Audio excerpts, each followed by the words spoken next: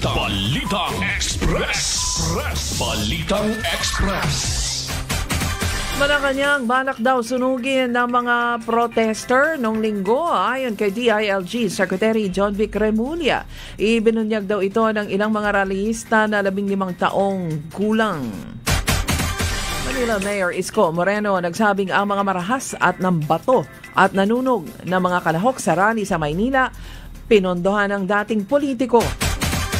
Ipinahayag ng bansang Malaysia ang kanilang buong suporta sa Pilipinas upang higit pang mapalago at mapaunlad ang halal industry sa bansa. Panibagong oil price increase, ipinatupad ang mga kumpanya ng langis kaninang alas 6 ng umaga. Piso o higit pa ang dagdag sa presyo ng gasolina habang 80 sentimo naman sa diesel.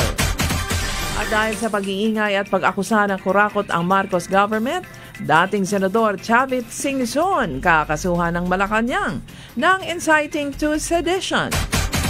Sagot ni Chavit, sige, kasuhan nyo, pero dapat isama ang mga buhaya sa palasyo at kongreso.